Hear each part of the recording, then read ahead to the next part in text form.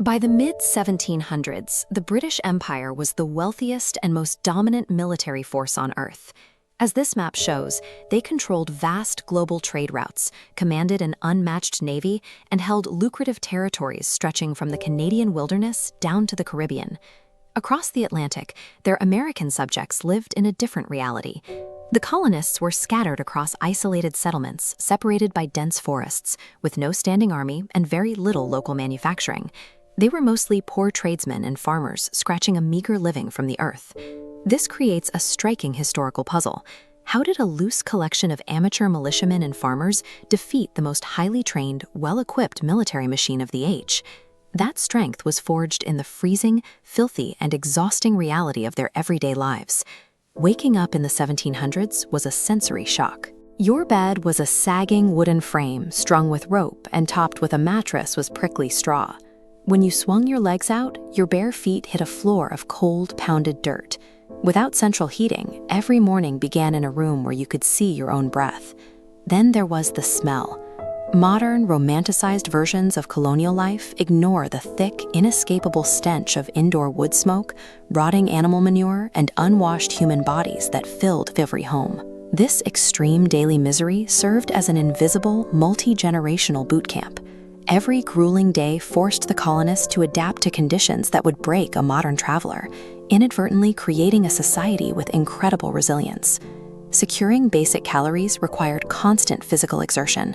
Clearing a single field for planting took years of work, as farmers wrestled heavy wooden plows around massive, rotting tree stumps and endless rocks pushed up by the frost. Domestic chores carried life-or-death stakes. Milking temperamental cows was an hour-long daily struggle. Inside, the hearth fire had to be guarded constantly. Matches wouldn't be invented for another century, so if the embers died out, someone had to walk to a neighbor's house to borrow live coals. City labor was equally punishing. In a blacksmith shop, the heat radiating from the forge was intense enough to make iron glow white. The blacksmith worked in this shimmering heat for up to 16 hours a day, using heavy hammers to shape every nail and tool the community required. Regardless of social status, surviving in the colonies demanded a level of physical endurance from sunrise to sunset that would hospitalize a modern person within hours. Sanitation was non-existent. Families relied on outhouses built over shallow pits that often seeped into their drinking wells, spreading fatal diseases like dysentery. In the cities, residents frequently dumped their chamber pots directly into the narrow streets.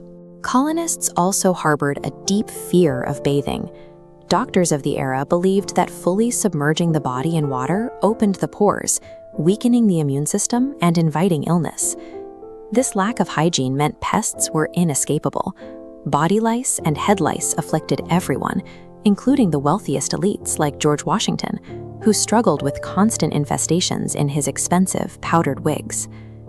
This diagram shows the four humors, the ancient belief that health relied on a perfect balance of blood, phlegm, yellow bile, and black bile. To treat illness, doctors used lancets to drain pints of blood, believing removing excess fluid would restore health. Surgeries and dental work were even more brutal. Performed by tradesmen without anesthesia or any understanding of germs, procedures relied on the crude, heavy saws and blades found in kits like this one. Surviving childhood and these standard medical treatments acted as a harsh filter. Those who made it to adulthood possessed extraordinary immune systems and a staggering tolerance for pain. Without grocery stores or hospitals, a bad harvest meant certain death. In this vacuum, the survival of the individual depended entirely on the intervention of the community. This environment forced colonists to master every skill needed to sustain life. Ordinary people built their own homes from raw timber and mud, and wove their own clothing from flax they grew themselves. This dependency created a culture of mutual aid. Social events like barn raisings, quilting bees, and harvest festivals served as critical survival mechanisms, pooling a community's physical labor to ensure every family had shelter and food for the winter. By learning to survive the American wilderness together, the colonists built a highly organized, hyper-competent society that functioned perfectly without any British oversight. By the late 1700s, the British Empire began levying heavy taxes on everything from tea to paper to pay off its global war debts. The British government misread their American subjects, assuming these distant colonists relied on the empire for their basic needs and would eventually comply.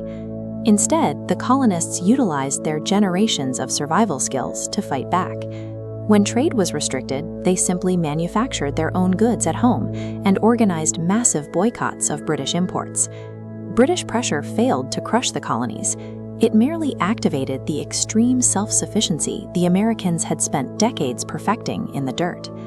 This transition happened instantly with the formation of the Minutemen militias. Civilians pledged to be ready for battle at a minute's notice. As the base of this statue illustrates, with the plow being left behind, these hardened farmers were already physically prepared for war. This lifelong conditioning was the decisive factor during the war itself. Men who spent their lives surviving freezing outhouses and starvation diets were uniquely prepared to endure the horrors of the winter at Valley Forge.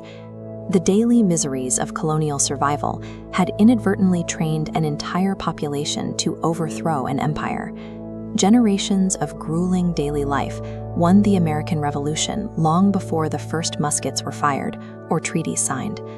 The grit required to build a nation was earned, one cold morning at a time, in the colonial dirt.